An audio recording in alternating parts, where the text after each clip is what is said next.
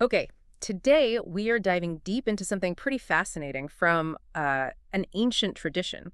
It's this concept that essentially frames a core spiritual principle as, well, a very early form of critical thinking. We're talking about right intention or Samma-Sankappa. That's right. And the claim is quite bold, isn't it? That this isn't just about, wishing well.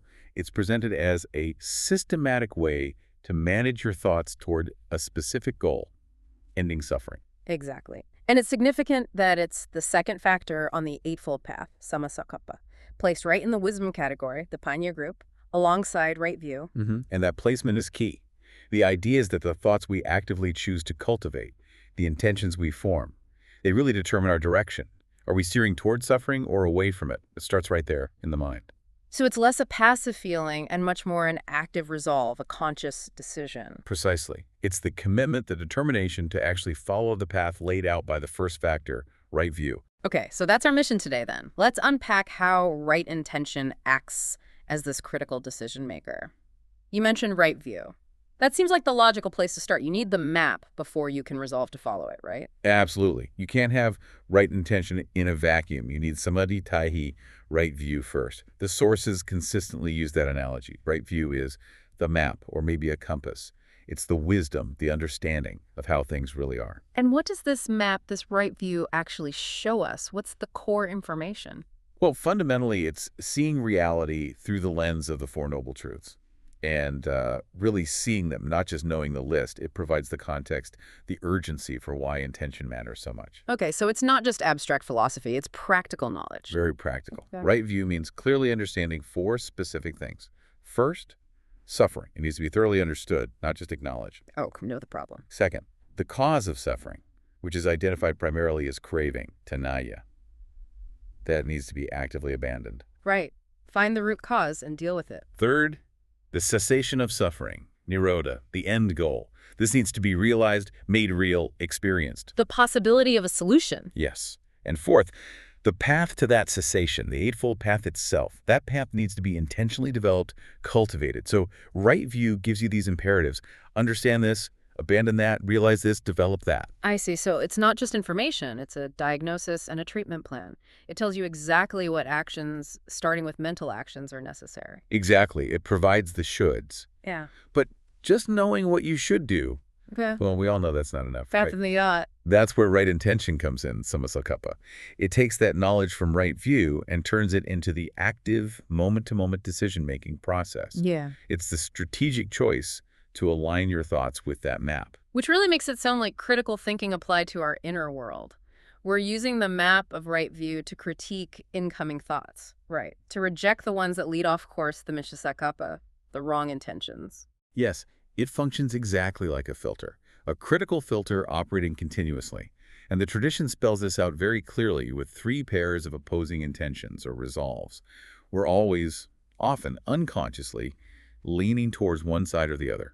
Right? Intention is the conscious choice for the wholesome side in each pair. Okay, let's break those down. The first pair sounds incredibly relevant today. Sensual desire versus renunciation. Kama vitaka, sensual desire. This is the intention, the mental energy directed towards chasing fleeting sensory pleasures. Could be anything, that new gadget, constant social media scrolling, needing that specific food. It's rooted in the mistaken belief that these external things bring lasting happiness. And the alternative we're meant to choose. Is nikama vitaka, renunciation. But renunciation can sound a bit extreme, maybe? Yeah, it sounds like giving everything up, becoming a monk. Right, but in this context, for everyday life, it's more about intentionally cultivating contentment. It's the resolve to find peace and satisfaction within, rather than constantly seeking it outside. It's appreciating what you have. So when that thought arises, I need that thing, right intention, informed by right view's understanding of impermanence, steps in. You critically assess it. Will this really lead to lasting happiness? And you actively choose contentment instead, a sort of mental minimalism. Okay, so it's an active redirection of mental energy. That's tough work. What's the second pair of opposing intentions? This pair deals with negative reactions. Ill will versus non-ill will. Ah, anger, resentment. Exactly. By Padavitaka. Ill will. That's the intention, often almost automatic, to react with anger, bitterness, hostility when things don't go our way, or someone frustrates us. Like getting cut off in traffic or feeling slighted at work? Precisely. The default reaction is often that flare of ill will, right? Intention demands we choose the opposite. Abhyapada vitaka, non-ill will. How? When you genuinely feel annoyed or hurt, how do you just choose not to? It's about the resolve. It starts with the intention to apply metta, loving kindness, friendliness, and forgiveness. You acknowledge the anger, you don't deny it, but you make a conscious decision. I will not feed this. I will not act from this place of hostility. You resolve to transform it, or at least not let it dictate your next move. And this is crucial because intention directly shapes speech and action. Okay, so catching it before it translates outward. And the third pair. This one concerns harm. Cruelty versus nonviolence. Vihai-Safeka, cruelty. Right. This is the intention to inflict harm, whether physical or mental, or even just callous indifference to the suffering of others. The chosen resolve here is avihai-savitaka, nonviolence or harmlessness. And how is that actively intended? Through cultivating karuta, compassion, it's the active intention to understand and alleviate suffering, rather than cause it or ignore it. It's the resolve to act kindly, helpfully. So putting it all together, right intention is like this internal quality control checkpoint. A thought arises. You pause. You hold it up against these three standards derived from right view. Does this lead towards contentment, non-ill will, and harmlessness? Yes. Or does it lean towards craving, hostility, and cruelty? And if it's the latter, you actively reject it and substitute the wholesome alternative. That's the core practice. That redirection is where the transformation happens. But you raised a good point earlier. How do we ensure the right view in forming these choices is actually accurate and clear? Yeah, it seems like getting that foundational wisdom, that clear map, is dependent on something else. How do we cultivate that quality of mind? There's a specific cognitive tool mentioned in the texts. Yonisamanasikara. It's a bit of a mouthful. Yonisamanasikara. What does that mean, roughly? It's often translated as appropriate attention or wise attention. Maybe think of it as skillful engagement of the mind. It's the practice of looking deeply and systematically at experience, tracing things back to their origins, understanding cause and effect properly. It's how you generate right view. Okay, so it's the engine that produces the clear understanding. Exactly. It's the tool for ensuring the quality of your thinking. Think of it like mental hygiene or rigorous investigation. You don't just accept thoughts or perceptions at face value, you examine them. How did this arise? What are its components? Is it lasting? So it's the process behind getting the right map data? Precisely. There's a clear sequence. You use the tool yonisamanasikara, skillful attention, to investigate reality clearly. This investigation leads to the knowledge samadhi, right view. And that clear knowledge then empowers the choice or resolve Samma-Sankappa, right intention. Okay, that makes sense. It's a system. Can we walk through an example of that whole loop, maybe applying it to, say, letting go of sensual desire? Sure. Let's say you feel a strong urge or craving for something, a new phone, maybe. Instead of just reacting, you apply yonisamanasikara. You look closely. What is this feeling of wanting? Where does it come from? What is this phone really? Is it permanent? Will possessing it bring lasting satisfaction? You analyze its impermanent nature, perhaps reflecting on the fleeting pleasure of past purchases.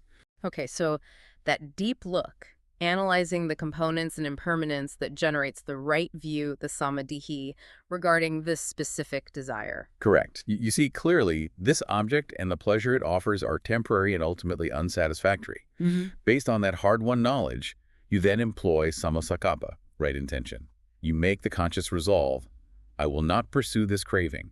I choose contentment, nekkhamma vitakka. Got it. The tool enables the view, and the view enables the resolve. It changes right intention from just trying hard to something based on genuine insight. Yes, it becomes a strategic intention, grounded in understanding. Not just wishful thinking, but a core part of mental development. This feels very practical, actually, less like abstract philosophy and more like a mental training program. It absolutely is. Right. It's strategic because it targets the root. The tradition understands that outer conflict and problems often stem from these unexamined inner intentions. Purify the intention, and you change the trajectory. So for someone listening wanting to integrate this into a busy life, what are the essential actionable steps to practice right intention daily? We can boil it down to 3 core actions, really. First, catch the thought. This requires mindfulness, sati. You have to notice when an unwholesome intention, greed, anger, cruelty actually arises. That initial moment of recognition is crucial. Stop. Pause. Okay, awareness first. Step 1, catch it. Then what?